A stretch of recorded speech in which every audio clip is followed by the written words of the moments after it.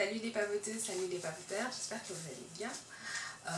Je reviens aujourd'hui avec une nouvelle vidéo, une vidéo culinaire. Et oui, ça faisait très longtemps que je n'en avais pas faite. Ne faites pas attention à ma mine, je suis très fatiguée puisque là en fait j'étais en plein déménagement. Donc voilà, là c'est fini. J'ai changé de nid douillet, je suis très contente parce que voilà, ça faisait partie de mes objectifs pour l'année 2012. Donc voilà, c'en est un de plus fait. Les autres je vous dirai après. Ensuite, donc voilà, donc je reviens pour une vidéo culinaire. J'avais fait d'autres vidéos auparavant, mais maligne et gaffeuse comme je suis, je les ai supprimées. Donc c'est pour ça que vous n'avez pas eu de vidéo culinaire pendant vraiment tout ce laps de temps. Mais je vous rassure, hein, j'ai mangé, j'ai mangé pendant tout ce temps. Donc voilà, donc vous allez avoir une nouvelle vidéo aujourd'hui à base de poisson. J'espère que ça va vous plaire. Et je vous fais plein de gros bisous et je vous remercie toutes et tous de me suivre. Et je dis bienvenue aux nouveaux papoteurs. Et je vous fais plein de gros bisous à tous. Et puis les anciennes aussi, je vous fais plein de gros bisous. Allez, ciao ciao. Alors aujourd'hui, je vais vous présenter une recette à base de poisson. C'est ce qu'on appelle aux Antilles le blave de poisson. Donc le blave de poisson, pour la petite histoire, c'est un plat qui est surtout fait par les pêcheurs. Et qui se fait surtout avec du poisson frais. Alors, pour commencer, donc il nous faudra un poisson. Donc vous pouvez acheter, généralement ça se fait avec du taza, du thon, ou je sais plus c'est quoi l'autre poisson. Étant donné que je suis en métropole et que je n'ai pas de taza, et le thon coûte assez cher, et mon poissonnier n'en avait pas, donc j'ai opté pour une dorade. Donc on va le faire avec une jolie dorade comme ceci. Donc elle est fraîche, elle est vidée, et je vais la couper en morceaux pour cette recette, je pense en 3 parties. Ensuite il vous faudra du riz. Donc moi j'utilise du riz basmati. Pour assaisonner le poisson, je vais utiliser un bouquet de persil, hop, de la ciboulette, de l'ail, un oignon, et pour ajouter une petite note de fantaisie, parce que bien sûr je ne peux jamais faire une recette à la lettre, je vais rajouter un peu de citronnelle, voilà, et un piment végétarien aussi pour assaisonner. Le gros piment, je vais le garder pour le riz, pour parfumer le riz à la fin de la cuisson. Ensuite, il nous faudra aussi de l'huile, donc de l'huile normale de tournesol et du jus de citron. Je préfère utiliser des vrais citrons, mais j'en ai pas, pardon. Donc, je vais utiliser du jus de citron en bouteille, voilà, qui fera très bien l'affaire.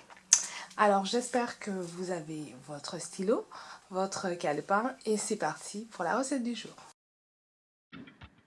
Alors dans un premier temps, on va couper le poisson en 3 parties. Essayez de couper 3 parties égales.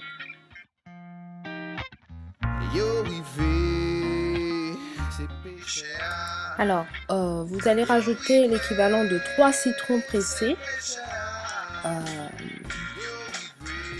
Ensuite, on va rajouter les épices.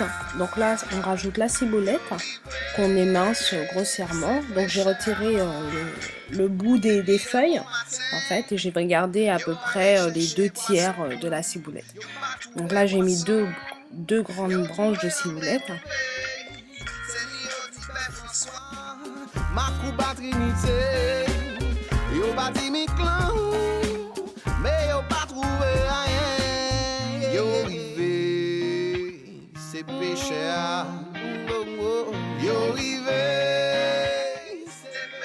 Alors une fois que la ciboulette est émincée, on va rajouter à peu près 2 gousses d'ail.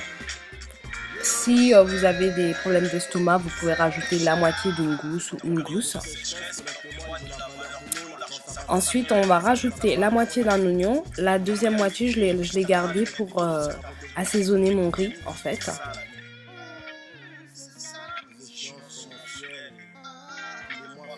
Et maintenant, on va couper délicatement le piment végétarien. Donc le piment végétarien est un piment qui est très parfumé, mais qui ne pique pas. Donc on peut tout mettre, les graines, la peau, voilà. Moi je coupe tout et je mets dedans. Maintenant, je vais rajouter le persil, donc environ 4 ou 5 branches de persil, pareil, que vous coupez très très grossièrement. Donc pour finir, je vais rajouter le bâton de citronnelle. Donc je vais retirer les premières couches comme un oignon. Et ensuite, je vais tout simplement le couper en 4 dans le sens de la longueur et le placer dans la marinade. Donc toutes ces épices, le persil, le poivre, les oignons, le piment, c'est ces épices qui vont apporter vraiment tout le goût au blaf de poisson. Donc c'est vraiment très important de bien mettre vos épices.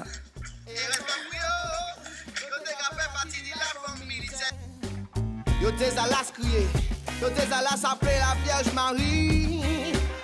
Mais mon Dieu va qu'à comprendre créole, mais mon Dieu va qu'à comprendre créole. Yo rivé, c'est péché. Yo rivé.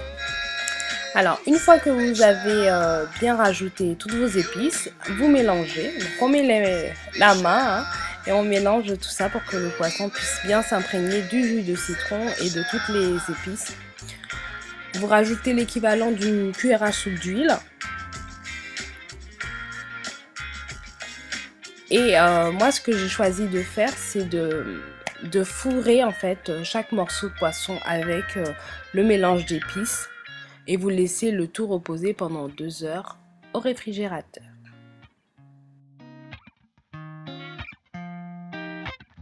Yo rivé, c'est péché.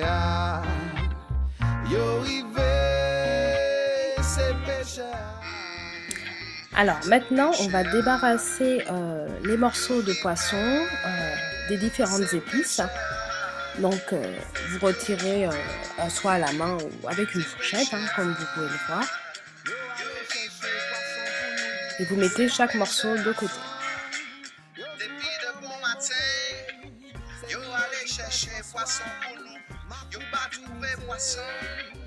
Une fois que vous avez récupéré toutes les épices, à ce moment-là, vous les mettez dans une casserole. C'est ce qui va nous permettre de faire la sauce, en fait, la sauce du blaf, la sauce qui est vraiment particulière. Donc, on rajoute l'équivalent d'une cuillère à soupe d'huile, puis un demi-litre d'eau.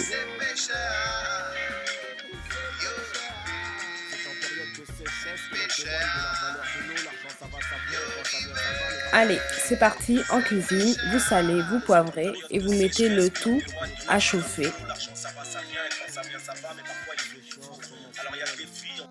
Tous les mois, il faut le payer, le loyer. T'es pressé de grandir, mais c'est pas ce que je pense. Alors, une fois que l'eau commence à frémir, vous rajoutez les morceaux de poisson.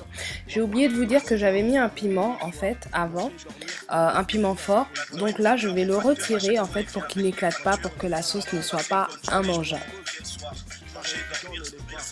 Et ceux qui devraient être mis en évidence ne le sont pas.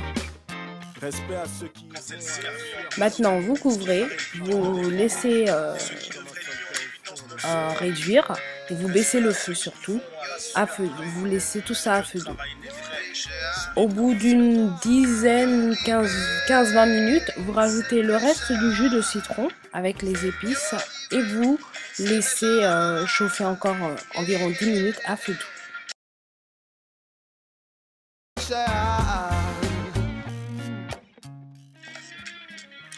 Voilà, maintenant je vais passer à table. Donc je vais accompagner mon repas d'un petit punch au coco, histoire de pallier à la nostalgie du pays. J'espère que ce plat vous aura plu. Vous voyez que c'est un plat très très simple à faire, mais très très bon en goût. Donc j'espère que ça vous plaira. Je vous dis à la prochaine. Bon appétit et plein de gros bisous. Bye.